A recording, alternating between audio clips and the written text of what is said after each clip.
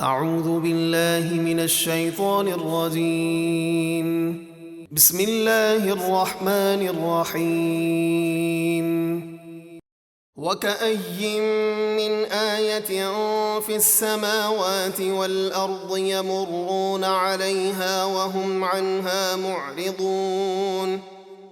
اور آسمانوں اور زمینوں میں کتنی ہی نشانیاں ہیں جن پر لوگ گزرتے ہیں اور ان سے بے خبر رہتے ہیں۔ وَمَا يُؤْمِنُ أَكْثَرُهُم بِاللَّهِ إِلَّا وَهُم مُشْرِكُونَ۔ اور ان میں اکثر ایسے ہیں کہ اللہ پر یقین نہیں لاتے مگر شرک کرتے ہوئے، یعنی بتوں کے پجاری ہیں۔ أَفَأَمِنُوا أَن تَأْتِيَهُمْ غَاشِيَةٌ مِّنْ عَذَابِ اللَّهِ أَوْ تَأْتِيَهُمُ السَّاعَةُ بَغْتَةً وَهُمْ لَا يَشْعُرُونَ۔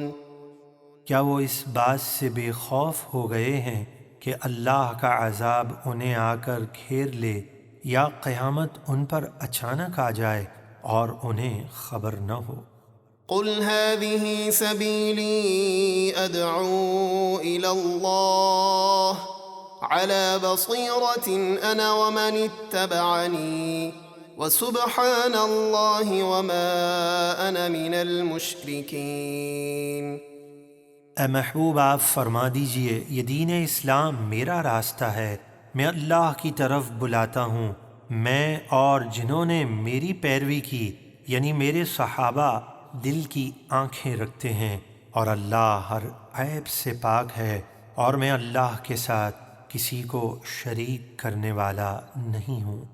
وَمَا أَرْسَلْنَا مِن قَبْلِكَ إِلَّا رِجَالًا نُّوحِي إِلَيْهِم مِّنْ أَهْلِ الْقُرَىٰ أَفَلَمْ يَسِيرُوا فِي الْأَرْضِ فَيَنظُرُوا كَيْفَ كَانَ عَاقِبَةُ الَّذِينَ مِن قَبْلِهِمْ وَلَدَارُ الْآخِرَةِ خَيْرٌ لِّلَّذِينَ اتَّقَوْا افلا تعقلون۔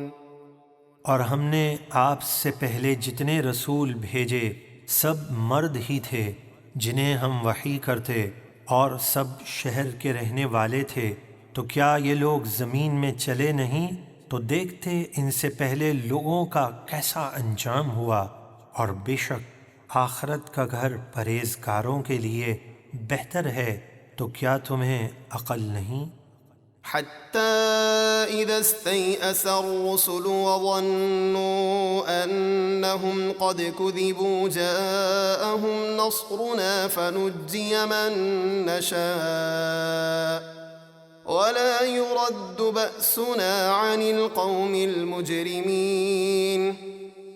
یہاں تک کہ جب رسولوں کو قوم کے ایمان لانے کی امید نہ رہی، اور لوگ سمجھے کہ رسولوں نے ان سے جو عذاب کا وعدہ کیا تھا وہ غلط کہا تھا، تو اس وقت رسولوں اور ان کے ماننے والوں کے پاس ہماری مدد آئی، تو جسے ہم نے چاہا وہ بچا لیا گیا، اور ہمارا عذاب مجرم لوگوں سے پھیرا نہیں جاتا۔